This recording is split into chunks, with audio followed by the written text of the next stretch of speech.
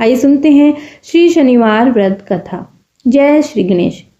एक समय समस्त प्राणियों का हित चाहने वाले मुनि नैमिषारण्य में एकत्र हुए। उस समय व्यास जी के शिष्य श्री सूत जी शिष्यों के साथ श्री हरि का स्मरण करते हुए वहां आए। समस्त शास्त्रों के ज्ञाता श्री सूत जी को आया देखकर महातेजस्वी शौनक आदि मुनियों ने उठकर श्री सूत जी को प्रणाम किया। मुनियों द्वारा दिए गए आसन पर श्री सूत जी बैठ गए। हे ऋषियों, युधिष्ठिर आदि पांडव जब वनवास में अनेक कष्ट भोग रहे थे, उस समय उनके प्रिय सखा श्री कृष्ण उनके पास पहुंचे। युधिष्ठिर ने श्री कृष्ण का बहुत आदर किया और सुंदर आसन पर बिठाया। श्री कृष्ण बोले, हे युधिष्ठिर, कुशल पूर्वक तो हो? युधिष्ठिर ने कहा, हे प्रभु, आपकी कृपा है, आपसे कुछ छिपा नहीं है। कृपा कर कोई ऐसा उपाय बतलाइए जिसके करने से यह ग्रह कष्ट न व्यापे, इसे छुटकारा मिले। यह शनि ग्रह बहुत कष्ट देता है। श्री कृष्ण बोले, राजन, आपने बहुत ही सुंदर बात पूछी है। आपसे एक उत्तम व्रत कहता हूँ, सुनिए।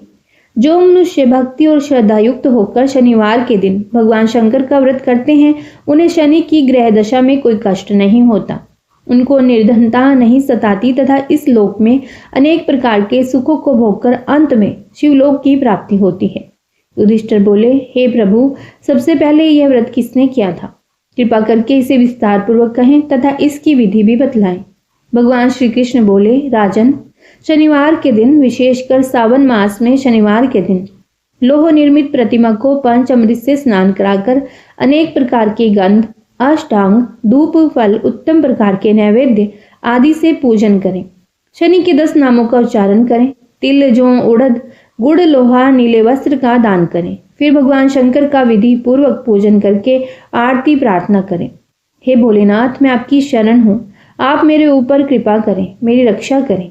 हे युधिष्ठिर, पहले शनिवार को उड़द का भात, दूसरे को केवल खीर, तीसरे को खजला, चौथे को पूरियों का भोग लगाएं। व्रत की समाप्ति पर यथाशक्ति ब्राह्मण भोजन कराएं। इस प्रकार करने से सभी अनिष्ट, कष्ट आदि व्याधियों का सर्वथा नाश होता है। राहु, केतु, शनिकृत दोष दूर होते हैं और अनेक प्रकार के सुख साधन एवं पुत्र पौत्र आदि का सुख प्राप्त होता है। सबसे पहले जिसने इस व्रत को किया था उसका इतिहास भी सुनो। पूर्व काल में इस पृथ्वी पर एक राजा राज्य करता था। उसने अपने शत्रुओं को अपने वश में कर लिया। दैवगति से राजा और राजकुमार पर शनि की दशा आई। राजा को उसके शत्रुओं ने मार दिया। राजकुमार भी बेसहारा हो गया।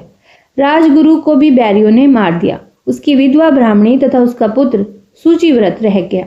ब्राह्मणी ने राजकुमार धर्मगुप्त को अपने साथ लिया और नगर को छोड़कर चल दी। गरीब ब्राह्मणी दोनों कुमारों को बहुत कठिनाई से निर्वाह कर रही थी, उनके साथ जीवन यापन कर रही थी। कभी किसी शहर में और कभी किसी नगर में दोनों कुमारों को लेकर के घूमती रहती थी। एक दिन वह ब्राह्मणी जब दोनों कुमारों को ले एक नगर से दूसरे नगर जा रही थी कि उसे मार्ग में महर्षि शांडिल्य के दर्शन हुए। ब्राह्मणी ने दोनों बालकों के साथ मुनि के चरणों में प्रणाम किया और बोली, महर्षि, मैं आज आपके दर्शन करके कृतार्थ हो गई हूँ। यह मेरे दोनों कुमार आपकी शरण में हैं, आप इनकी रक्षा करें। मुनिवर, यह सूचिव्रत मेरा पुत्र है और यह धर्मगुप्त राजपुत्र है और मेरा धर्मपुत्र है। हम घोर दारिद्र्य में हैं, अब हमारा उद्धार कीजिए। मुनि शांडिल्य ने ब्राह्मणी की सब बात सुनी और बोले, देवी, तुम्हारे ऊपर शनि का प्रकोप है, अतः आप शनिवार के दिन व्रत करके भोले शंकर की आराधना किया करो, इससे तुम्हारा कल्याण होगा। ब्राह्मणी और दोनों कुमार मुनि को प्रणाम कर शिव मंदिर के लिए चल दिए। दोनों कुमारों ने ब्राह्मणी सहित मुनि के उपदेश के अनुसार शनिवार का व्रत किया था और शिव जी का पूजन किया। दोनों कुमारों को यह व्रत करते करते 4 मास व्यतीत हो गए। एक दिन शुचिव्रत स्नान करने के लिए गया, उसके साथ राजकुमार नहीं था। कीचड़ में उसे एक बहुत बड़ा कलश दिखाई दिया। शुचिव्रत ने उसको उठाया और देखा तो उसमें धन था। शुचिव्रत उस कलश को लेकर घर आया और माँ से बोला, हे माँ, शिवजी ने इस कलश के रूप में धन दिया है। माता ने आदेश दिया, बेटा तुम दोनों इसको बांट लो। माँ का वचन सुनकर शुचिव्रत बहुत ही प्रसन्न हुआ और धर्मगुप्त से बोला, भैया अपना हिस्सा ले लो। परंतु शिव भक्त राजकुमार धर्मगुप्त ने कहा, माँ मैं हिस्सा लेना नहीं चाहता, क्योंकि जो कोई अपने सुकृत से जो कुछ भी पाता है वह उसी का भाग है और उसे आप ही भोगना चाहिए। शिव जी मुझ पर भी कृपा करेंगे। धर्मगुप्त प्रेम और भक्ति के साथ शनि का व्रत करके पूजा करने लगा। इस प्रकार से 1 वर्ष व्यतीत हो गया। बसंत ऋतु का आगमन हुआ। राजकुमार धर्मगुप्त तथा ब्राह्मण पुत्र शुचिव्रत दोनों ही वन में घूमने गए। दोनों वन में घूमते घूमते काफी दूर निकल गए। उनको वहां सैकड़ों गंधर्व कन्याएं खेलती हुई मिली। ब्राह्मण कुमार बोला, भैया, चरित्रवान पुरुषों को चाहिए कि वे स्त्रियों से बचकर रहें। ये मनुष्य को शीघ्र ही मोह लेती हैं। विशेष रूप से ब्रह्मचारी को स्त्रियों से ना तो संभाषण करना चाहिए तथा ना ही मिलना चाहिए। परंतु गंधर्व कन्याओं की क्रीड़ा को देखने की इच्छा रखने वाला राजकुमार उनके पास अकेला चला गया। गंधर्व कन्याओं में से एक सुंदरी उस राजकुमार पर मोहित हो गई और अपनी सखियों से बोली, यहाँ से थोड़ी दूर पर एक सुंदर वन है, उसमें नाना प्रकार के फूल खिले हैं। तुम सब जाकर उन सुंदर फूलों को तोड़कर ले आओ, तब तक मैं यहाँ बैठी हूँ। सखियां उस गंधर्व कन्या की आज्ञा पाकर चली गई और वह सुंदर गंधर्व कन्या राजकुमार पर दृष्टि गड़ाकर बैठ गई। उसे अकेला देखकर राजकुमार भी उसके पास चला आया। राजकुमार को देखकर गंधर्व कन्या उठी और बैठने के लिए कमल पत्तों का आसन दिया। राजकुमार आसन पर बैठ गया। गंधर्व कन्या ने पूछा, आप कौन हैं, किस देश के रहने वाले हैं तथा आपका आगमन कैसे हुआ है? राजकुमार ने कहा, मैं विदर्भ देश के राजा का पुत्र हूँ। मेरा नाम धर्मगुप्त है। मेरे माता पिता स्वर्गलोक सिधार चुके हैं। शत्रुओं ने मेरा राज्य छीन लिया है। मैं राजगुरु की पत्नी के साथ रहता हूँ। वह मेरी धर्म माता है। फिर राजकुमार ने उस गंधर्व कन्या से पूछा, आप कौन हैं, किसकी पुत्री हैं और किस कार्य से यहाँ पर आपका आगमन हुआ है? गंधर्व कन्या ने कहा, विद्रविक नाम के गंधर्व की मैं पुत्री हूँ। मेरा नाम अंशुमति है। आपको आता देख आपसे बात करने की इच्छा हुई। इसी से मैं सखियों को अलग भेजकर अकेली रह गई हूँ। गंधर्व कहते हैं कि मेरे बराबर संगीत विद्या में कोई निपुण नहीं है। भगवान शंकर ने हम दोनों पर कृपा की है, इसीलिए आपको यहाँ पर भेजा है। अब से लेकर मेरा आपका प्रेम कभी ना टूटे। ऐसा कहकर कन्या ने अपने गले का मोतियों का हार राजकुमार के गले में डाल दिया। राजकुमार धर्मगुप्त ने कहा, मेरे पास ना राज है और ना ही धन है। आप मेरी भार्या कैसे बनेगी? आपके पिता हैं, आपने उनकी आज्ञा भी नहीं ली। गंधर्व कन्या बोली, अब आप घर जाएं, लेकिन परसों प्रातःकाल यहाँ अवश्य पधारें। राजकुमार से ऐसा कहकर गंधर्व कन्या अपनी सहेलियों के पास चली गई। राजकुमार धर्मगुप्त शुचिव्रत के पास चला आया और उसे सब समाचार कह सुनाया। राजकुमार धर्मगुप्त तीसरे दिन शुचिव्रत को साथ लेकर उसी वन में गया। उसने देखा कि स्वयं गंधर्व राज विदरिक उस कन्या को साथ लेकर उपस्थित हैं।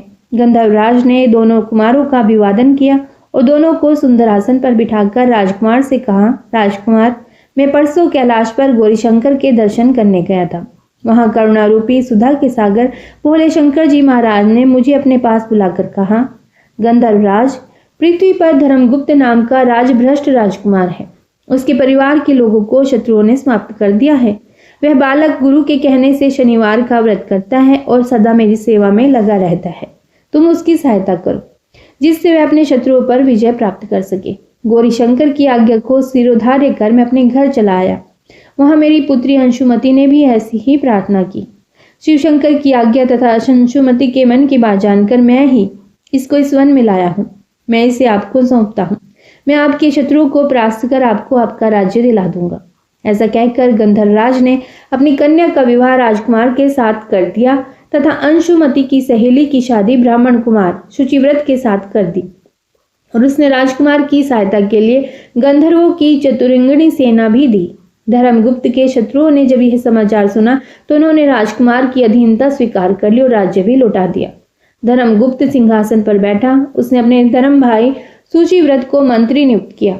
जिस ब्राह्मणी ने उसे पुत्र की तरह पाला था उसे राजमाता बनाया। इस प्रकार शनिवार के व्रत के प्रभाव और शिवजी की कृपा से धर्मगुप्त फिर से विदर्भ राज हुआ। श्री कृष्ण भगवान बोले, हे पांडुनंदन, आप भी यह व्रत करें तो कुछ समय बाद आपको राज्य प्राप्त होगा और सभी प्रकार के सुखों की प्राप्ति होगी। आपके बुरे दिनों की शीघ्र ही समाप्ति होगी। युधिष्ठिर ने शनिवार व्रत की कथा सुनकर श्री कृष्ण भगवान की पूजा की और व्रत आरंभ किया। इसी व्रत के प्रभाव से महाभारत में पांडवों ने द्रोण, भीष्म और कर्ण जैसे महारथियों को परास्त किया। सबसे बढ़कर उन्हें श्री कृष्ण जैसा योग्य सारथी मिला तथा छीना हुआ राज्य प्राप्त करके वर्षों तक उसका सुख भोगा और फिर देह त्याग कर स्वर्ग की प्राप्ति की। कथा सुनने के बाद शनिदेव की आरती करें। आरती के बाद यथा समर्थ शनि मंत्र जप, स्तोत्र पाठ एवं संभव हो तो सहस्रनामावली का भी पाठ करना लाभदायक रहता है। जो व्यक्ति शनि की पीड़ा से व्याकुल है उन्हें शनि सहस्रनाम स्तोत्र का पाठ हर शनिवार दोपहर के बाद करना चाहिए। नियमित रूप से पाठ करने पर अधूरे कार्य भी पूरे होंगे और परिवार में सुख और समृद्धि होगी और व्यवसाय में भी उन्नति होगी। शनि सहस्त्र नाम का अर्थ है शनि देव के 1000 नाम। आइए आरती करते हैं। जय जय श्री शनि देव भक्तन हितकारी, सूर्य पुत्र प्रभु छाया महतारी। जय जय श्री शनि देव भक्तन हितकारी, सूर्य पुत्र प्रभु छाया महतारी। श्याम अंग वक्र दृष्टि चतुर्भुजाधारी, नीलांबर धारनाथ गज की स्वारी। जय जय श्री शनि देव भक्तन हितकारी, सूर्य पुत्र प्रभु छाया महतारी। कीट मुकुट शीश राजित दीपत है लीलारी, मुक्तन की माला गल शोभित बलिहारी। जय जय श्री शनि देव भक्तन हितकारी, सूर्य पुत्र प्रभु छाया महतारी। मोदक मिष्ठान पान चढ़त है सुपारी, लोहा तिल तेल उड़त महिषी अति प्यारी। जय जय श्री शनि देव भक्तन हितकारी, सूर्य पुत्र प्रभु छाया महतारी। देव धनुज ऋषि मुनि सुमिरत नर नारी, विश्वनाथ धरत ध्यान शरण है तुम्हारी। जय जय श्री शनि देव भक्तन हितकारी, सूर्य पुत्र प्रभु छाया महतारी। जय जय श्री शनि देव। जय हो शिवजी महाराज। हर हर महादेव। पार्वती माता की जय। लक्ष्मीपति नारायण भगवान की जय। आशा करती हूँ यह वीडियो आपको अच्छी लगी होगी, तो इसे लाइक और शेयर जरूर कीजिएगा। और यदि आप हमारे चैनल पर पहली बार आए हैं तो इसे सब्सक्राइब भी कीजिएगा। हर हर महादेव। आज आप सुनेंगे इस वीडियो में न्याय के देवता शनिदेव तथा हनुमान जी की बहुत ही रोचक कथा। पुराणों के अनुसार शनिदेव का एक नाम कृष्ण भी है। यह नाम स्वयं श्री कृष्ण भगवान ने शनिदेव को दिया था। और आज के दिन जो भी इस व्रत को करते हैं वे कथा का श्रवण अवश्य करते हैं, तो उन सभी पर भी शनिदेव के साथ साथ हनुमान जी की कृपा भी प्राप्त होती है। क्योंकि शनि दोष से तंग आकर के मनुष्य इस दिन हनुमान जी की कथा को सुनने तथा भजन कीर्तन करने से उनकी सभी प्रकार के ग्रह और साढ़े साती ढैया समाप्त हो जाती है। और साथ ही शनिदेव की कृपा से आप सभी भक्तों को रोगों से भी मुक्ति मिलती है। तो आइए सुनते हैं दुख दरिद्र को दूर करने वाली शनिदेव की बड़ी ही रोचक कथा। किसी गांव में एक बहुत ही विद्वान ब्राह्मण रहा करता था। एक दिन रात्रि में उसने स्वप्न में देखा कि एक नीला वस्त्र पहने हुए बहुत ही दिव्य पुरुष उसे कह रहा है कि हे ब्राह्मण देवता, मैं तुम्हें लगूंगा। यह सपना उस ब्राह्मण को हर रोज दिखाई देता था, तो वह परेशान हो गया और इस परेशानी में वह बहुत कमजोर हो गया। उसका स्वास्थ्य भी गिरने लगा। एक दिन उसकी पत्नी ने कहा कि देखिए आप कितना अच्छे से मैं आपको खाना खिलाती पिलाती हूँ और मेवा मिश्री भी खिलाती हूँ, दूध मिलाई भी खिलाती हूँ, अच्छा आहार देती हूँ, फिर भी आप इतने दुबले पतले क्यों होते जा रहे हैं? इसका क्या कारण है? उस ब्राह्मण ने अपनी पत्नी से अपना सारा हाल बताया कि मेरे स्वप्न में एक नीले वस्त्र पहने हुए बहुत ही दिव्य पुरुष आते हैं और वो कहते हैं कि ब्राह्मण मैं तुझे लगूंगा। यही सोचकर मुझे भूख प्यास नहीं लगती और मैं दुबला होता जा रहा हूँ। तब ब्राह्मणी ने कहा, हे पतिदेव, मुझे लगता है कि आपको शनि भगवान दर्शन देते हैं। आपके ऊपर शनि की दशा शुरू होने वाली है, इसीलिए आपको वे सचेत करते हैं। अवश्य ही वे शनि महाराज हैं। अब की बार जब आपको वे दिखे तो आप उनसे कहना कि आप मुझे सिर्फ 1.25 पहर ही लगना। उसी दिन जब रात्रि होती है तो ब्राह्मण फिर से सोता है और उसके सपने में शनि भगवान दर्शन देते हैं और कहते हैं कि हे ब्राह्मण, आज मैं तुम्हें लगूंगा। तब ब्राह्मण ने कहा कि हे भगवान, यदि आप लगना ही चाहते हैं तो लगिए, लेकिन यह बताइए भगवान कि आप कितने दिनों के लिए लगोगे? तब शनिदेव ने कहा कि हे ब्राह्मण, तुम्हारे ऊपर साढ़े सती शुरू होने वाली है, मैं तुम पर 7 साल के लिए लगूंगा। तब ब्राह्मण ने कहा, क्षमा कीजिए भगवान, इतना भारी तो मुझसे झेला भी नहीं जाएगा, 7 साल बहुत होते हैं भगवान। तब शनिदेव बोले, ठीक है, मैं 5 वर्ष के लिए लगूंगा। तब ब्राह्मण ने कहा, शनि महाराज यह भी मेरे लिए ज्यादा है। शनि भगवान बोले, तो ठीक है, मैं 2.5 साल के लिए लग जाता हूँ। ब्राह्मण ने फिर से मना कर दिया और शनिदेव कहने लगे कि 1.25 पहर का लगूंगा। तो इस पर ब्राह्मण ने कहा है, ठीक रहेगा। तो सवा पहर की शनि की दशा लग गई उस ब्राह्मण को, और ब्राह्मण ने नींद से उठते ही अपनी पत्नी से कहा, देखो मेरे सवा पहर की शनि की दशा लगी है, इसीलिए मैं जंगल जाकर समय बिताऊंगा। तुम मेरे खाने पीने का सामान बांध दो और मेरे पीछे किसी से लड़ना मत, घर में बैठी रहना, बच्चों को भी कहीं मत जाने देना, और इस सवा पहर में किसी को भी गाली मत देना। और ऐसा कहकर ब्राह्मण अपने घर से जंगल की ओर चल दिया। जंगल में ब्राह्मण एक पेड़ के नीचे बैठ गया और हनुमान जी का पाठ करने लगा। एक पहर बीत गया तो ब्राह्मण ने सोचा बाकी का समय तो रास्ते में ही बीत जाएगा। सुबह वहां से चल दिया और रास्ते में चलते हुए उसे एक सब्जी मंडी दिखाई दी। उसने सब्जी मंडी में से एक बड़ा सा कद्दू खरीदा।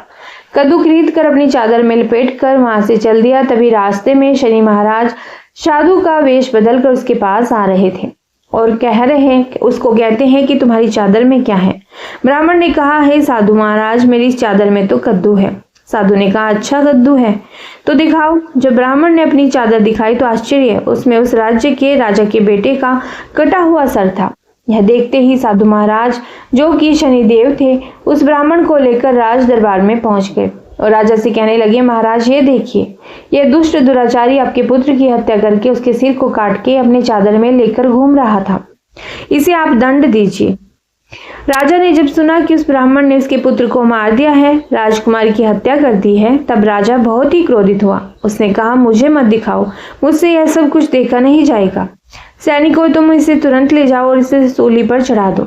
जब नगर में यह समाचार फैला कि राजा के पुत्र का सिर कट चुका है और एक ब्राह्मण ने उसकी हत्या कर दी है, तो नगर में हाहाकार मच गया और उस ब्राह्मण को सैनिक सूली पर चढ़ाने के लिए ले गए।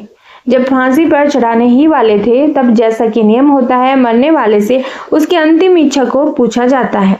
तब सैनिकों ने भी ब्राह्मण की अंतिम इच्छा पूछी। सैनिकों ने कहा कि बताओ, तुम्हारी अंतिम इच्छा क्या है। ब्राह्मण ने सोचा कि यदि किसी प्रकार कुछ समय तक के लिए फांसी रुक जाए तो शनि की दशा का सवा पहर पूरा हो जाएगा। यह सोचकर उसने कहा, भाई, मैं बचपन से ही नित्य बालाजी की कथा कहता और सुनता आया हूँ। आज मरने से पहले अंतिम बार कथा कह लेने दो। अब क्या था, फांसी देने वाले सैनिकों ने उसकी आखिरी इच्छा पूर्ण होने तक फांसी को रोक दिया और कहानी कहते कहते सवा पहर पूर्ण हो गया। शनि की दशा खत्म हो गई और राजा का जो पुत्र था, राजकुमार, वह जंगल से शिकार खेलकर वापस राजमहल में आ गया। राजमहल में राजकुमार को देखते ही राजा बड़े ही प्रसन्न हुए, लेकिन मन ही मन उसे डर भी लगा, यदि उस निर्दोष ब्राह्मण को फांसी चढ़ा दिया गया होगा तो ब्राह्मण हत्या का दोष लग जाएगा। फिर राजा ने 2 घुड़सवारों को जल्दी से फांसी घर की तरफ दौड़ाया और ब्राह्मण को आदर सहित दरबार में आने को कहा। ब्राह्मण राज दरबार में उपस्थित हुआ तो राजा ने क्षमा याचना मांगते हुए कहा कि आपके बगल में जो चादर है उसे खोल कर दिखाओ। राजा की आज्ञा के अनुसार ब्राह्मण ने चादर खोली तो उसमें कद्दू था। राजा ने ब्राह्मण को बहुत सा धन दिया और पूछा, हे ब्राह्मण देवता, मुझे समझ में नहीं आया, इस सब के पीछे रहस्य क्या है, यह सब क्यों हुआ, आखिर यह सब क्या था। तब ब्राह्मण ने कहा, हे महाराज, मुझे सवा पहर की शनि की दशा लगी थी, इसीलिए यह सब कुछ हुआ। राजा ने कहा कि ब्राह्मण, शनिदेव की दशा किस प्रकार टलती है। ब्राह्मण ने कहा कि हे राजन, यदि राजा या सेठ को यह दशा लगती है तो काला हाथी या काला घोड़ा दान कर, और गरीब को शनि की दशा लगती है तो पीपल की पूजा करनी चाहिए और शनि की कहानी सुननी चाहिए। तिल, तेल और काला उड़द आदि का दान करें। काले कुत्ते को तेल चुपड़ी रोटी खिलाएं तो शनि की दशा उतर जाएगी। अब देखिए, राजा ने उस ब्राह्मण को कद्दू वापस किया और घर आकर ब्राह्मण ने कद्दू अपनी पत्नी को दिया। जब उसकी पत्नी ने सब्जी बनाने के लिए उस कद्दू को काटा तो उसके बीजों की जगह हीरे मोती निकले। तब ब्राह्मणी ने ब्राह्मण से पूछा कि हे पतिदेव, यह सब क्या है, इसमें से हीरे मोती कैसे निकल रहे हैं, इसे कहाँ से लाए हैं। तब ब्राह्मण ने कहा कि प्रिय, जब शनि की दशा लगी थी तो यह कद्दू कुंवर का सिर बन गया था, और जब दशा उतरी है तो शनि महाराज ने कैसे निहाल कर दिया, हमें माला माल कर दिया। शनि देवता जैसे ब्राह्मण को शनि की दशा लगी, वैसे किसी को भी शनि की दशा ना लगे। जैसे ब्राह्मण को धन दौलत मिला, वैसे सबको धन दौलत मिले। कथा कहानी कहते सुनते हुंकारा भरते सबको मिले। तो बोलिए, प्रेम से बोलिए, शनि देव की जय। ओम नमः शिवाय। हर हर महादेव। आइए सुनते हैं एक और कथा। प्राचीन मान्यता है कि शनिदेव की कृपा को प्राप्त करने के लिए हर शनिवार को शनिदेव को तेल चढ़ाना चाहिए। जो व्यक्ति ऐसा करते हैं उन्हें साढ़े सती और ढैया में भी शनि की कृपा प्राप्त होती है। लेकिन शनिदेव को तेल क्यों चढ़ाते हैं, इसको लेकर हमारे ग्रंथों में अनेक कथाएं हैं। इनमें से जो सबसे प्रचलित कथा है इसका संबंध रामायण काल और हनुमान जी से है। तो आइए सुनते हैं उस कथा को। शास्त्रों के अनुसार रामायण काल में एक समय शनि को अपने बल और पराक्रम पर घमंड हो गया था। उस काल में हनुमान जी के बल और पराक्रम की कीर्ति चारों दिशाओं में फैली हुई थी। जब शनि को हनुमान जी के संबंध में जानकारी प्राप्त हुई तो शनि बजरंगबली से युद्ध करने के लिए निकल पड़े। एक शांत स्थान पर हनुमान जी अपने स्वामी श्री राम की भक्ति में लीन बैठे थे। तभी वहां शनिदेव आ गए और उन्होंने बजरंगबली को युद्ध के लिए ललकारा। युद्ध की ललकार सुनकर हनुमान जी शनिदेव को समझाने का प्रयास करने लगे, लेकिन शनि नहीं माना और युद्ध के लिए निमंत्रण देने लगा। अंत में हनुमान जी भी युद्ध के लिए तैयार हो गए। दोनों के बीच बहुत बड़ा युद्ध हुआ। हनुमान जी ने शनि को बुरी तरह परास्त कर दिया। युद्ध में हनुमान जी द्वारा किए गए प्रहारों से शनिदेव के पूरे शरीर में भयंकर पीड़ा हो रही थी। इस पीड़ा को दूर करने के लिए हनुमान जी ने शनि को तेल दिया। इस तेल को लगाते ही शनिदेव की समस्त पीड़ा दूर हो गई। तभी से शनिदेव को तेल अर्पित करने की परंपरा भी आरंभ हो गई। शनिदेव पर जो भी व्यक्ति तेल अर्पित करता है उसके जीवन की समस्त परेशानियां दूर हो जाती हैं और धन अभाव खत्म हो जाता है। जबकि एक अन्य कथा के अनुसार जब भगवान की सेना ने सागर सेतु बांध लिया तब राक्षस इसे हानि न पहुंचा सके। उसके लिए पवन सुत हनुमान को उसकी देखभाल की जिम्मेदारी सौंपी गई। जब हनुमान जी शाम के समय अपने इष्ट देव राम के ध्यान में मगन थे तभी सूर्य पुत्र शनि ने अपना काला कुरूप चेहरा बनाकर क्रोधपूर्ण कहा, हे वानर, मैं देवताओं में शक्तिशाली शनि हूँ। सुना है तुम बहुत बल रखते हो। आंखें खोलो और मेरे साथ युद्ध करो। मैं तुमसे युद्ध करना चाहता हूँ। इस पर हनुमान ने विनम्रता पूर्वक कहा, इस समय मैं अपने प्रभु को याद कर रहा हूँ। आप मेरी पूजा में विघ्न मत डालिए। आप मेरे आदरणीय हैं। कृपया करके आप यहाँ से चले जाइए। जब शनि देव लड़ने पर उतारू हो गए तो हनुमान जी ने अपनी पूंछ में लपेटना शुरू कर दिया। फिर उन्हें कस कर बहुत ज्यादा कस दिया और जोर लगाने पर भी शनिदेव उस बंधन से मुक्त नहीं हुए और पीड़ा से व्याकुल होने लगे। हनुमान जी ने फिर सेतु की परिक्रमा कर शनि के घमंड को तोड़ने के लिए पत्थरों पर पूंछ को झटका दे देकर पटकना आरंभ कर दिया। इससे शनि का शरीर लहूलुहान हो गया, जिससे उनकी पीड़ा बढ़ती गई। तब शनिदेव ने हनुमान जी से प्रार्थना की कि मुझे बंधन मुक्त कर दीजिए। मैं अपने अपराध की सजा पा चुका हूँ, फिर मुझसे ऐसी कोई गलती नहीं होगी। तब हनुमान जी ने जो तेल दिया उसे घाव पर लगाते ही शनिदेव की पीड़ा मिट गई। उसी दिन से शनिदेव को तेल चढ़ाया जाता है, जिससे उनकी पीड़ा शांत हो जाती है और वे प्रसन्न हो जाते हैं। हनुमान जी की कृपा से शनि की पीड़ा शांत हुई थी। इसी वजह से आज भी शनि हनुमान जी के भक्तों पर विशेष कृपा बनाए रखते हैं।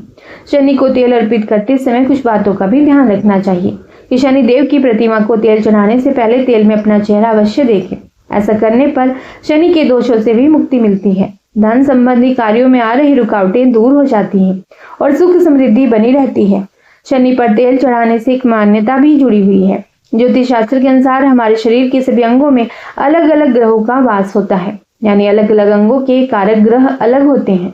शनि देव त्वचा, दांत, कान, हड्डियां और घुटनों के कारक ग्रह हैं। यदि कुंडली में शनि अशुभ हो तो इन अंगों से संबंधित परेशानियां व्यक्ति को झेलनी पड़ती हैं। इन अंगों की विशेष देखभाल के लिए हर शनिवार तेल मालिश की जानी चाहिए। शनि को तेल अर्पित करने का यही अर्थ है कि हम शनि से संबंधित अंगों पर भी तेल लगाएं, ताकि इन अंगों को पीड़ाओं से बचाया जा सके। मालिश करने के लिए सरसों के तेल का उपयोग करना श्रेष्ठ रहता है। आशा करती हूँ यह वीडियो आपको अच्छी लगी होगी और कथा भी अच्छी लगी होगी। इसे लाइक जरूर कीजिए और ज़्यादा से ज़्यादा भी शेयर कीजिए। और यदि आप चैनल पर पहली बार आए हैं तो चैनल को भी सब्सक्राइब कीजिए। हर हर महादेव। जय बजरंगबली।